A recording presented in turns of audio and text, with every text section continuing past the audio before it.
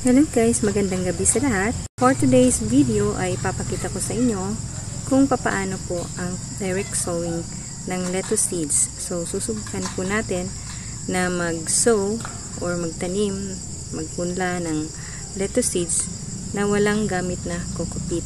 So ang gagamitin lang natin dito ay tissue. Ang atin pong lalagyan ay dapat malinis. At saka, yung tissue na ilalagay natin ay babasain po natin ng tubig. So, para madali lang po siyang mabasa, pwedeng gamitin natin ng spray. Ito pong tubig ang magbibigay ng moist sa ating mga seeds para sila po ay tumubo. Ang seeds pala na gagamitin ko dito ay yung mga pelletized na seeds kasi ma-ensure mo talaga na quality po yung mga seeds na pelletized. At halos 100% po nito ay talagang tutubo. So, ikakalat ko lang po ang mga seeds dito sa ating lalagyan na hindi po siya masyadong malapit sa isa't isa para po pag i-transplant ko po ito, madali lang po siyang kunin. Ang paraan pa lang ito ay isang pagpupunla ng mga lettuce seeds na walang gamit na kokopit. So, ang gagamitin natin dito ay yung mga foam.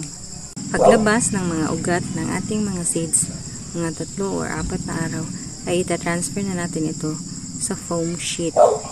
So, ang mga foam sheet pala natin ay may mga hiwa sa gitna, no?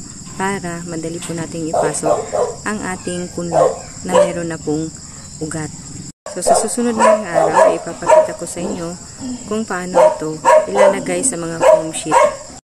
Pagkatapos mong mag-transfer ng punla sa foam sheet, ay ilalagay mo ito sa container na mayroong tubig. So, dito na nagsa-start ang iyong hydroponics. So, mas malinis po siyang tingnan kasi wala po siyang gamit na kokopit.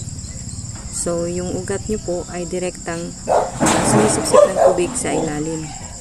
So, ano lang, sa foam sheet lang po siya nakalagay. Walang kokopit. So, tapos na po tayong magpunla.